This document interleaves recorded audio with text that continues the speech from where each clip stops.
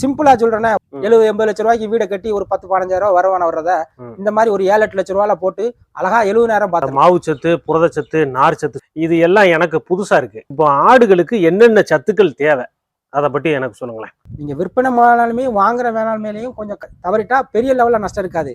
தீவன மேலாண்மையில நீங்க கோட்டை விட்டீங்கன்னா உங்க லாபம் மொத்தம் போயிடும். நோய் மேலாண்மையில விட்டீங்கன்னா உங்க மொத்த ப்ராப்பர்ட்டியும் போயிடும், உங்க மொத்த இன்வெஸ்ட்மெண்ட்டும் போயிடும்.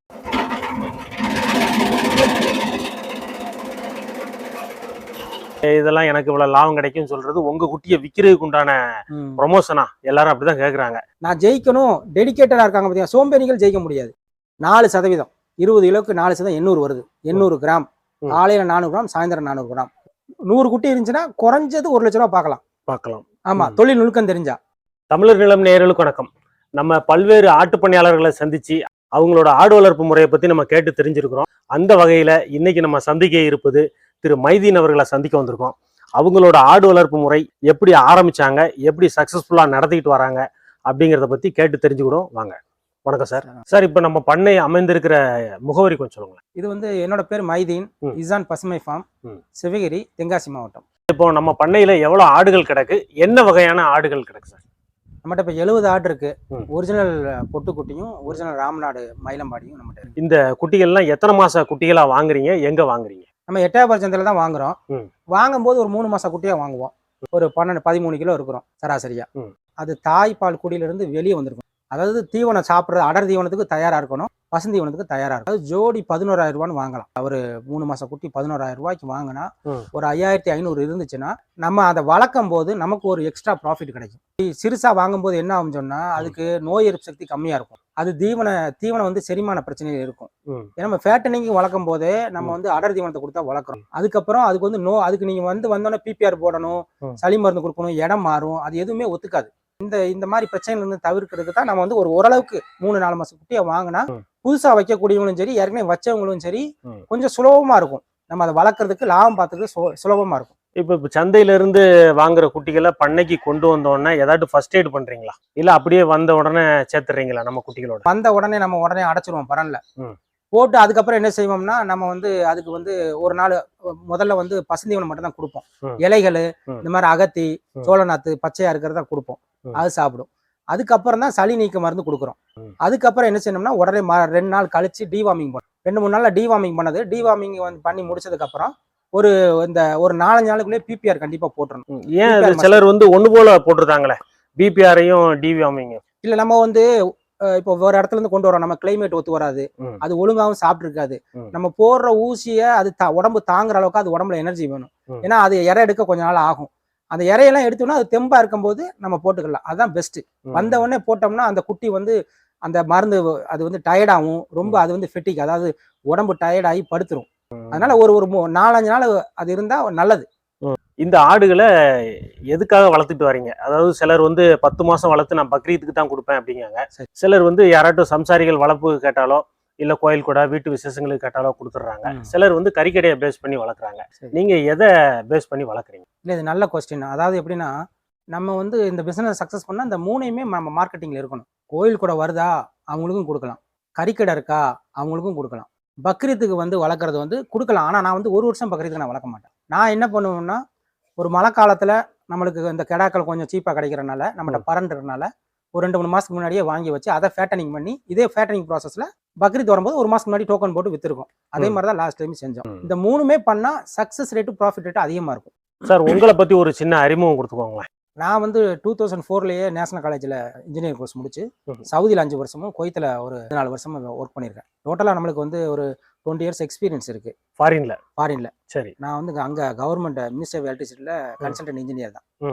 நமக்கு தேவையான அச்சீவ்மெண்ட் நம்மளுக்கு செட்டில் ஆயாச்சு. சரி, ஊர்ல போய் ரிலாக்ஸா இருக்கலாம் அப்படின்னு சொல்லி தான் நமக்கு சொந்த தாத்தா இடத்தையும் நம்ம வாங்கியாச்சு. சரி, நமக்கு தேவையான இடம் இருக்கு. நம்ம ஆடு வளர்க்க என் தம்பி ஏற்கனவே ஆடு வளர்த்து ஓரளவுக்கு நல்லா வளர்த்துருந்தான். அதுல அந்த அனுபவத்தில் நம்ம ஆடு வளர்க்கலாம். நமக்கு இங்க லேபர் சார்ஜ், இங்க தண்ணி வசதி, இங்க எல்லாமே சொந்தமா நல்லா செழிப்பா இருக்கிறதுனால சரி நம்ம ஆடு வளர்த்து அதுல கொஞ்சம் ஏதாவது நம்ம ஏர்ன் பண்ணலாம் அப்படின்னு சொல்லி இப்ப நம்ம ஆடு வளர்ப்புல சக்சஸா போய்கிட்டு இருக்கு. இது ஏன்னா அங்க ஒரு 3-4 லட்சம் சம்பாதிக்கிறோம்னு வச்சுக்கோங்க. இதுக்கு 1 லட்சம், குழந்தைங்க ஃபீஸ், மெடிக்கல், எல்லா எக்ஸ்பென்ஸ். இங்க அதுல ஒரு 1.5 லட்சம் கிடைச்சா போதும். அங்க 1 லட்சம் மிஞ்சினா அந்த 1 லட்சத்தை இங்க எடுத்துடலாம். ஒரு 150 ஆடு வாங்கினோம்னா ஒரு கூட 50 ஆடு இன்னும் டெவலப் ஆச்சுன்னா அங்க ஒரு பரணை போட்டு இப்ப நம்மளுக்கு ஐடியா வந்துருச்சு. போட்டு அதுல ஒரு 1.5 லட்சம் நம்ம அங்க மிஞ்சிறதை இங்க எடுத்துட்டு போயிடலாம் ஈஸியா. நான் சும்மா அப்படியே வரல, எல்லாம் ஸ்டடி பண்ணி பண்ணைகளை விசிட் பண்ணி தீவன மேலாண்மையில எப்படி நம்ம குறைக்கணும், மருத்துவ மேலாண்மை, ஒரு குட்டிக்கு என்னென்ன வேக்சின் போடணும், ஒரு குட்டி உடம்பு சரியில்லாமனா அது எதனால வருது, கழிச்சல் எதனால வருது, அடர் தீவனம் கூட்டினாலோ குறைச்சாலோ, பசுந்தீவனம் கூட்டினாலோ கழிச்சல், அதுக்கு என்ன மெடிசன், இந்த மாதிரி எல்லாம் தெரிஞ்சுட்டு தான் நான் உள்ள வந்திருக்கேன். ஏன் கிடா குட்டிகளை தேர்ந்தெடுத்து வளர்க்குறீங்க? உங்களுக்கு இட வசதி இருக்கு, மேய்ச்சலுக்கு இடம் இருக்கு, அழகா நீங்க ஒரு தாயாடுகள் குட்டி தாயாடுகளா வாங்கி போட்டீங்கன்னா நல்ல பண்ண டெவலப் ஆகும். ஆமா, கிடா குட்டிகளை வளர்க்கறதுக்கான ரீசன் என்ன? அதாவது தாயாடுங்கும் போது அது ரொம்ப ரிஸ்க். 24 ஹவர்ஸ் கூட இருக்கணும். ஏன்னா இப்போ ஒரு 100 ஆடு வச்சிருக்கீங்கன்னா ஒரு ஆடு நைட் 1 மணிக்கு ஈனும், காலையில 5 மணிக்கு ஈனும், மத்தியானம் வெயில் அடிக்கும் போது ஈனும், எப்ப ஈனும் சொல்ல முடியாது. கரெக்ட் தானே? அப்போ வந்து அது வந்து கூட்டத்தோட இருக்கும்போது கெடாவும் இருக்கும், அது இடுக்கி அதுக்கு கரு களையிறதுக்கு நிறைய வாய்ப்புகள் இருக்கு. இது வந்து ரொம்ப அனுபவசாலி மட்டும்தான் செய்ய முடியும். சும்மா ஒரு பரணை போட்டோம் ஒரு 100 தாயார் வாங்கினா அது கண்டிப்பா சக்சஸ் பண்றது ரொம்ப கஷ்டம். இது வந்து ரொம்ப ஈஸி. இது மயிலம்பாடி வாங்கினோமா, ஹைபிரிட் வாங்கினோமா, பரன்ல போட்டோமா, இறக்கி விட்டா அதான் யாரையும் திங்கும், இங்க போட்டாலும் திங்கும். கரெக்டா நம்ம சொன்னதை கேட்கும், எதுவுமே செய்ய தேவையில்லை. காலையில கொஞ்சம் நேரம், சாயந்தரம் கொஞ்சம் பார்த்து வேலையாள் பார்த்துக்குவாங்க, எந்த பிரச்சனையும் இல்லை. வேக்சினை போட்டு விட்டு அதுக்கு அடர் தீவனத்தை கால்குலேஷன் பண்ணி போட்டு விட்டோம்னா ஒரு பிரச்சனையும் இல்லை. ஏன் வந்து வெள்ளாட்டங்கிடாய்களை தேர்ந்தெடுக்கல? ஏன்னா வெள்ளாட்டங்கிடாய்களுக்கு எப்பவுமே மார்க்கெட்டிங் இருக்கு. அதாவது இந்த ஃபேட்டனிங் சொல்றோம்ல, 3 மாசம் வளர்ப்புல, இது வந்து வெள்ளாட காட்டுலையும் செம்மறி ஆடு தான் அதிகம். மாசம் வந்து 5 கிலோ 6 கிலோ வரைக்கும் செம்மறியில வந்து ரெக்கார்ட்ஸ் இருக்கு. வெள்ளாட்டுல அப்படி இல்லை. வெள்ளாட்டுல இருக்குன்னா எப்படி இருக்குன்னா அந்த மாதிரி ஹைபிரிட் வைரல்கள போயர் அந்த மாதிரி அதெல்லாம் இருக்கு. ஆனா அதெல்லாம் நம்ம கிளைமேட்டுக்கு ஒத்து வராது. நம்ம கிளைமேட்டுக்கு இந்த ராம்நாடு மயிலம்பாடிங்கிறது வந்து நோய் எதிர்ப்பு சக்தி அதிகம். நீங்க வந்து ஃபேட்டனிங்க்கு என்ன கொடுத்தாலும் சாப்பிடலாம். இது எத்தனை மாசம் ப்ராசஸிங் இது உங்களுக்கு? இது வந்து கரெக்டா 100 நாள் தான். யாரை கேட்டாலும் அந்த 3 மாசம் சொல்றாங்க, 100 நாள் சொல்றாங்க. அது என்னதான் கணக்கு? அது என்னதான் கணக்குனா நம்ம வந்து மேய்ச்சல் முறையில வளர்க்க போறது இல்ல. நம்ம மேய்ச்சல் முறையில வளர்த்தா இந்த ஃபேட்டனிங் வராது. ஒரு 15 கிலோ இருக்கக்கூடிய குட்டிய 30 கிலோ கொண்டு வரணும்னா குறைஞ்சது 6 மாசம் ஆகும். நேச்சரா கொண்டு வரணும்னா அது வெளியே போய் மேய்ஞ்சிட்டு வர்றது. இதே தான் நீங்க அந்த 6 மாசம் 8 மாசம் வரக்கூடியதை 3 மாசத்துல எப்படி கொண்டு வரீங்கன்னா அதுக்கு தேவையான சத்தை நம்ம வந்து அடர் தீவனமா கொடுக்குறோம். உயிரிடா இருக்கக்கூடிய 20 கிலோ இருக்கக்கூடிய அந்த குட்டிக்கு குறைஞ்சது ஒரு 800 கிராம் ஒரு நாளைக்கு கொடுக்கணும். 4%. காலையில 400 கிராம், சாயந்தரம் 400 கிராம். இப்படி நம்ம ஃபேட்டனிங் பண்ணி அதை வளர்க்கும் போது நம்ம ஒரு மாசத்துல 4 to 5 கிலோ தாராளமா ஏறும். காலையில் சாயந்தரம் கூட 400 கிராம எப்படி பிரிக்கணும்னா மாவு சத்து 50%, அப்ப 200 கிராம் வருது. புரதச்சத்து புரோட்டீன் ஒரு 100 கிராம், ஃபைபர் நார்ச்சத்து ஒரு 100 கிராம், 400 கிராம் ஆச்சா. மாவு சத்து வந்து காலையில நம்ம வந்து மக்காச்சோளம் 200 கிராம் இல்லைன்னா அரிசியா நம்ம கொடுக்கலாம். ஒரு கொஞ்சம் கொஞ்சமா கொடுக்கணும் 100 கிராம். நம்ம வந்து 100 கிராமுக்கு புரதச்சத்துக்கு பருத்தி கொட்டை, கடலை புண்ணாக்கு, தேங்காய் புண்ணாக்கு கொடுக்கலாம், சோயா புண்ணாக்கு கொடுக்கலாம். இன்னொரு 100% வந்து ஃபைபர் நார்ச்சத்து வந்து நம்ம துவரம் போட்டு, கடலை போட்டு, உளுந்தம் போட்டு இதெல்லாம் கொடுத்துக்கலாம். இதெல்லாம் பெஸ்ட். நார்ச்சத்தும் புரதச்சத்தும் நம்ம வேற வழி இல்லை, அதைத்தான் கொடுத்தாகணும்.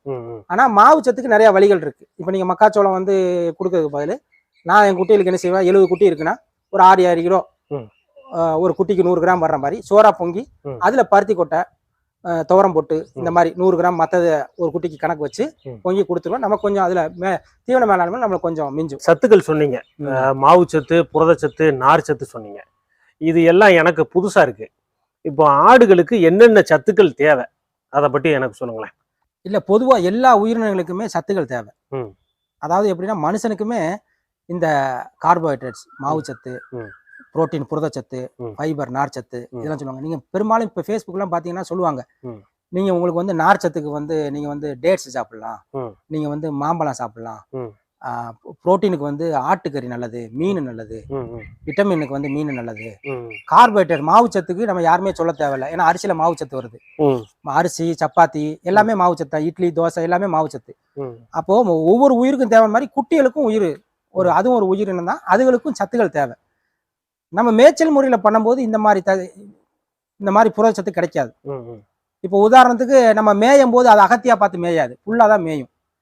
அந்த புரதச்சத்துக்கு தான் நம்ம பசுந்தீவனத்துக்கு அகத்திய கொடுத்தா புரதச்சத்து, இல்லைன்னா உலர் தீவனம். இப்போ மாவுச்சத்துல என்னென்ன தீவனங்கள்லாம் இருக்கு? மாவுச்சத்துல வந்து உங்களுக்கு மக்காச்சோளம், சரி, அரிசி சோறு, அதுக்கப்புறம் வந்து பாத்தீங்கன்னா கொண்டக்கடலை, அப்புறம் வந்து நீங்க வந்து இந்த இது மரவள்ளி கிழங்கு இருக்கு பாத்தீங்களா, அது அதோட தோல் அதெல்லாம் மாவுச்சத்து தான். இந்த மாதிரி கிழங்கு ஐட்டம் பெரும்பாலும் யூஸ் பண்ணக்கூடியது எல்லாருமே வந்து உங்களுக்கு வந்து மக்காச்சோளமும் மற்ற வகைகள் தான். சரி, இந்த நார்ச்சத்துல என்னெல்லாம் இருக்கு? நார்ச்சத்துல வந்து துவரம் போட்டு, ம். உளுந்தம் போட்டு, ம். பாசி போட்டு, ம். அதுக்கப்புறம் வந்து கடலை போட்டு, ம். கோதுமை தவிடு, எள்ளு இது நெல்லு தவிடு, இது எல்லாமே நார்ச்சத்து. புரதச்சத்துல புரதச்சத்துல பருத்தி கொட்டை, ம். கடலை புண்ணாக்கு, தேங்காய் புண்ணாக்கு, ம். சோயா புண்ணாக்கு, ம். இந்த மாதிரி நிறைய இருக்கு. புண்ணாக்கு ஐட்டங்கள் பூரா அதுல புண்ணாக்கு வந்துரும். item, புண்ணாக்கு பருத்தி கொட்டை இதெல்லாம் அந்த எல்லாமே items வரும். எல்லாமே புரோட்டீன். இதெல்லாம் கண்டிப்பா தேவை. ஆமா, இதெல்லாம் ஒரு குட்டிக்கு 20 கிலோ இருக்க குட்டி காலையில 100 கிராம், சாயந்தரம் 100 கிராம். இப்ப இந்த 70 குட்டிகளுக்கான தீவன செலவை கொஞ்சம் சொல்லுங்களேன். நமக்கு வந்து ஒரு குட்டிக்கு வந்து ரொம்ப, அதாவது ஒரு 7 ரூபா 8 ரூபாக்குள்ள தான் நம்மளுக்கு வருது. நீங்க சொல்ற 7 ரூபா 8 ரூபாங்கிறது நம்ப முடியாத அளவுக்கு இருக்கு. நம்ம சொன்ன கான்செப்ட்ல 50% மாவு சத்து, ம். 25% புரதச்சத்து, 25% நார்ச்சத்து. ம். நம்ம இப்ப என்ன பண்றோம்னா, அந்த அளவுக்கு அதிகமா போய் காசு செலவழிக்காம மாவு சத்தை அதிகப்படுத்திடுவேன். ம். புரதச்சத்தை கொஞ்சம் குறைச்சிட்டு பருத்தி கொட்டை, புண்ணாக்கு வகைகளை கொஞ்சம் குறைச்சிருவேன். ஏன்னா புண்ணாக்குலாம் இப்ப கடல புண்ணாக்குலாம் 70 ரூபா வரைக்கும் போகுது, 60 ரூபா 65 ரூபா போகுது. அப்ப அதெல்லாம் குறைச்சிட்டு மாவு சத்தை அதிகமா கூட்டி இந்த வகையில கொஞ்சம் குறைச்சு போடும்போது, நம்ம மாசம் ஒரு நாளைக்கு 30 ரூபா 40 ரூபா ஒரு குட்டிக்காரத நம்ம 16 ரூபா 17 ரூபா மாசம் ஒரு குட்டிக்கு 500 ரூபாய்க்குள்ள நம்மளால கொண்டு வர முடியுது. அந்த 500 ரூபாய்க்கு கீழே கொண்டு வந்துருங்களா? ஆமா, கொண்டு வந்தாச்சு. அப்போ வந்து நமக்கு எப்படி அப்படி வளர்ச்சியும் குட்டி நம்ம அந்த குட்டி அப்படி போட்டு வந்தா எப்படி வருமோ அந்த வளர்ச்சி இந்த குட்டிகளுக்கு இருக்கு. நீங்க போடுற தீவனத்தை என்னென்ன டைம்ல எப்படி எப்படி வகைப்படுத்தி போடுறீங்க? காலையில திறந்து விட்டோம்னா பூரா பசுந்தீவனம் கொடுத்துருவோம். சரி. பசுந்தீவனம் வந்து நம்மகிட்ட அந்த அகத்தி இதெல்லாம் இருக்கு, அகத்தி சோளநாத்து இருக்கு, அதை சாப்கட்டில் வெட்டி போட்டுருவோம். நல்லா ஃபுல்லா மேயும். அது கண்டினியூஸா அது வெயிலுக்கு மட்டும் மேலே ஏற்றிட்டு சாயந்தரம் கொஞ்சம் இறக்கி விட்டுருவோம். அப்புறம் சாயந்தரமா நம்ம என்ன செய்வோம்னா, அந்த சோறோட நம்ம வந்து அந்த இது பருத்தி கொட்டை, கொஞ்சம் தேங்காய் சாயந்தரம் தான் போடுறீங்களா? சாயந்தரம் தான். ஆமா, காலையில அப்ப போடுறது இல்ல. காலையில போடுறது இல்ல. நம்மளோட மெயின் கான்செப்டே சாயந்தரம் தான். சாயந்தரம் தான் ஹெவியா ஒவ்வொரு குட்டிக்கும் 1 கிலோ வர்ற மாதிரி, அதாவது சோறோட சேர்த்து. எவ்வளவுக்குள்ள தீவன செலவை குறைக்க முடியுமோ அவ்வளவு குறைச்சிடுறீங்க. அதாவது பொதுவா வேர்ல்டு ஃபுல்லாவே இன்டர்நேஷனல் லெவல்ல இதுதான் கான்செப்ட். உயிர் எடைக்கு 4%. ஒரு 20 கிலோ குட்டி இருந்துச்சுன்னா காலையில 400 கிராம், சாயந்தரம் 400 கிராம், மொத்தம் 800 கிராம். இப்படி நம்ம போட்டோம்னா நம்ம கடல புண்ணாக்கு விற்கிற விலை, பருத்தி கொட்டை விற்கிற விலை இதெல்லாம் கட்டுப்படி ஆகாது. சரி, இந்த மாவுச்சத்தை அதிகப்படியா ஆக்குறீங்க, மாவுச்சத்துக்கு சோறு பொங்கி போடுறேன் அப்படிங்கிறீங்க. இதனால ஆடுகளுக்கு எதுவும் பிரச்சனைகள் வருதா? அதைத்தான் சொல்றேன், நம்ம வந்து கிராஜுவலா கொஞ்சம் கொஞ்சமா கூட்டணும். இப்போ ஒரு இந்த வீடியோ பார்த்துட்டு நானும் அதை செய்யறேன்னு சொல்லி இல்ல, அதாவது எப்படின்னா, நீங்க மக்காச்சோளமும் சோறும் மாவுச்சத்து தான். நீங்க வந்து மக்காச்சோளமே ஒரு குட்டிக்கு ஒரு சின்ன குட்டியை கொண்டு வரீங்க, ஒரு நாளைக்கு 400 கிராம் மாவுச்சத்து கொடுக்கலாம். 20 கிலோ குட்டி கொண்டு வருது. நீங்க 400 கிராம் கொடுத்தீங்கன்னா அது வயிறு உப்புசம் வரும். புதுசா வந்த குட்டியை நீங்க வந்து ஃபர்ஸ்ட் 50 கிராம் மக்காச்சோளம் தான் கொடுக்கணும். நீங்க அரிசி பொங்கி போறதா இருந்தாலும் 50 இல்ல 100 கிராம், 10 குட்டி இருக்குன்னா 1 கிலோ அரிசியை பூக்கி போடணும் சாயந்தரம் மட்டும். அதுல வந்து நீங்க வந்து தவிடு வகைகள், புண்ணாக்கு வகைகளை சேர்த்து மிக்ஸ் பண்ணி கொஞ்சம் கொஞ்சம் வச்சு போட்டுக்கலாம். இப்ப நீங்க போடுற இந்த தீவனத்துக்கு, அதாவது மாவுச்சத்தை அதிகப்படியா கொண்டு வரேன் அப்படிங்கிறீங்க, புரதச்சத்தையும் இதையும் குறைக்கிறேன் அப்படிங்கிறீங்க. நீங்க போடுற தீவனத்துக்கு ஒரு குட்டியோட எடை வந்து என்ன இன்க்ரீஸ் ஆகும்? அவங்க எப்படி இப்போ ஒரு சோசியல் மீடியாலாம் பாக்குறோம்ல, 4 கிலோ 5 கிலோ சொல்றாங்க, அந்த இது நமக்கும் வருது. கண்டிப்பா வரும், அதுக்கு மேலேயும் வரும். இன்னும் நல்லா வருதா? வருது. ஆமா, நம்ம இப்ப 3 மாசம் ஒரு 14-17 கிலோ மயிலும்படி 3 மாசம் ஆச்சு. இன்னைக்கு ரேட்டுக்கு அது சராசரியா வந்து ஒரு குட்டில 30 கிலோ 32 கிலோ வரைக்கும் இருக்கு. பெரிய குட்டிகள்லாம் சராசரியா 28 கிலோ வருது. 4 கிலோ நீங்க சொன்னா 4 கிலோ எடைனா 12 கிலோ தாராளமா வந்திருக்கு நிறைய குட்டிகள் வந்து. இந்த ஆடு வளர்ப்பை பொறுத்த வரைக்கும் இப்படி பண்ணையில போட்டு அடைச்சி நீங்க வேலை பார்த்து, லேபர் வேலை பார்த்து, கடையில தீவனம் வாங்கி போட்டு என்ன லாபம் எடுக்க முடியும்னு சொல்றீங்க? அப்ப 70 குட்டிங்கும் போது நம்ம ஒரு குட்டிக்கு வந்து ஒரு நாளைக்கு 16-17 ரூபா வருதுன்னா, மாசம் வந்து ஒரு 500 ரூபா வருது ஒரு குட்டிக்கு. அப்போ வந்து 3 மாசத்துக்கு 1500 ரூபா வருது. ஒரு குட்டி சராசரியா 4 கிலோ வருதுன்னு வச்சுக்கோங்களேன், 12 கிலோ ஒரு குட்டி வருது. ஒரு 360 ரூபா இல்ல 380 ரூபா உயிரடை கொடுத்தாலுமே உங்களுக்கு வந்து ஒரு 4500 ரூபா பக்கம் வருது ஒரு குட்டி.